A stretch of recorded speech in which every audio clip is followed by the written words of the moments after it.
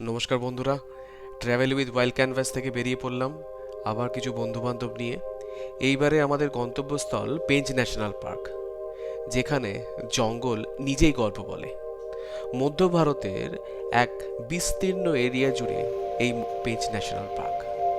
এই এক বিশাল অরণ্য, যেখানে পা রাখলেই প্রকৃতির সঙ্গে যেন এক গভীর সংযোগ তৈরি হয়। মধ্যপ্রদেশ আর মহারাষ্ট্রের এক বিশাল সীমানা জুড়ে এই বন্যপ্রাণ সংরক্ষণ এলাকা। পেঞ্চ পেঞ্চ মানেই পেঞ্চ নদীর কথা মনে পড়ে যায়। এই পার্কে অনেক কটা গেট আছে। যে কটা গেট আমরা এইবারে সফর করার জন্য ঠিক করেছিলাম, তার মধ্যে তুরিয়া অন্যতম, তারপর ছিল কুরসাফার, তেলিয়া, আর হচ্ছে সিলারি। এর মধ্যে কিছু গেট মধ্যপ্রদেশ, কিছু গেট মহারাষ্ট্রের মধ্যে পড়ে। শীতকালের সকাল, বেরিয়ে পড়েছি প্রথম সাফারে তুরিয়া গেট হয়ে। ঘন কুয়াশা পেরিয়ে জঙ্গলের মধ্যে যখন যাচ্ছি, চারিদিকে আলো আর আলো। ঠান্ডা যদিও কাবু করার চেষ্টা করছে, কিন্তু মনের মধ্যে উত্তেজনাটা যেন একদম চেপে বসেছে, কখন কি দেখব। ঘন সেগুন আর মিশ্র বন, মাঝে মাঝে দেখতে পাচ্ছি খোলা ঘাসের এক বিশাল বড় বড় মাঠ। কানাতেও এরকম দেখেছিলাম, তবে এখানেও তাই। তবে এখানে যেটা পার্থক্য সেটা হচ্ছে কানার সাথে, যেখানে এখানে অনেক অনেক হিলি টেরেন, আর সাথে কিছু ঝোড়া বা নালা দেখতে পেলাম। এখানে স্পেশালি যে জন্য আসা, এখানে মেনলি টাইগার, লেপার্ড, ঢোল, গড়, সাম্বার,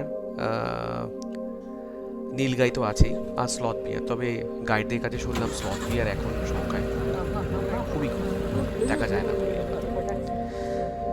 কোনো কোনো জায়গা খুব ঘন, কোনো কোনো জায়গায় সেরকমভাবে লাইটই ঢুকছে না, আর কিছু কিছু জায়গাতে বেশ ওপেন টেরেন।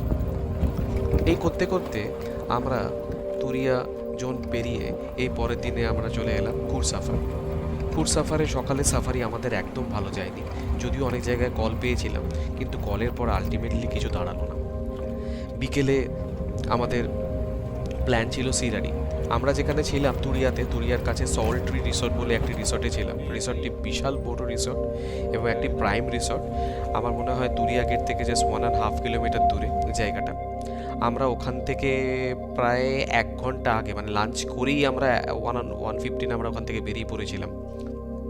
আমরা সিলারি পৌঁছালাম। সিলারিতে যেটা স্পেশালি আমার ভালো লাগলো, সিলারির প্রথম কথা, সিলারির হিলি টেরেন আর বড় গাছ, শাল গাছ, বড় বড় শাল গাছ চারিদিকে। একটা বিশাল বড় ড্যাম দেখলাম। সেটা ওখান থেকে শুনলাম যে ওখানে থেকে ওটা একটা হাইড্রো ইলেকট্রিক প্রজেক্ট ওখানে আছে। সবচেয়ে বড় উল্লেখ্য হচ্ছে যে আমরা লেপার্ড সাইটিং পেলাম ওখানে। দারুণ লেপার্ড সাইটিং হলো।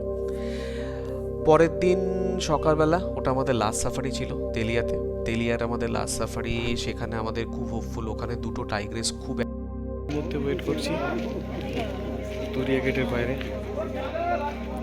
আজ আমাদের লাস্ট সাফারি, দেখা যাক সাফারিতে কি হয়। We are hoping something best. আমাদের প্রথম 3টে সাফারি খুবই খারাপ গেছে। আমাদের ফার্স্ট গেট ছিল তুরিয়া, তারপর একটা করেছি আমরা কুরসাফার, আর কালকে গিয়েছিলাম আমরা সিলারিতে। প্রথম দুটো ফরেস্ট তো একদম বেকার গেছে, সাইটিং তো কিছু ছিলই না। আর ফার্স্টলি এখানে এখন একটা সেন্সেক্স চলছে, টাইগার সেন্সেক্সের কারণে টাইগার এমনি ডিস্টার্ব, ওয়াইল্ড লাইফ ডিস্টার্ব আছে। আর কালকে যেটা খুব ভালো লেগেছে সেটা হচ্ছে তেলিয়াতে কালকে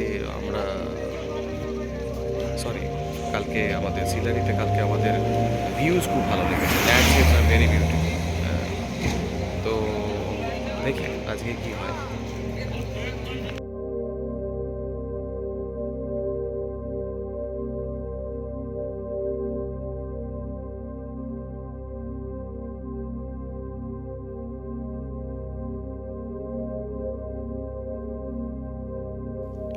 অরণ্যই আমার শান্তি, আর সবুজ মানেই জীবন।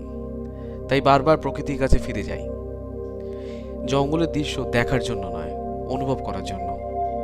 আর এই জঙ্গল বা অরণ্য আমাদের কিছুই দেয় না, সব যেন ফিরিয়ে দেয়।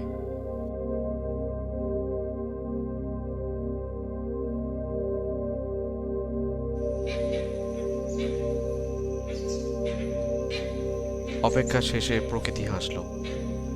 আমাদের চতুর্থ এবং শেষ সাফারিতে আমরা পেলাম ইউগনি আর 5 কাপস। অসাধারণ মুহূর্ত, আর এ দিয়েই আমাদের সফর শেষ হলো।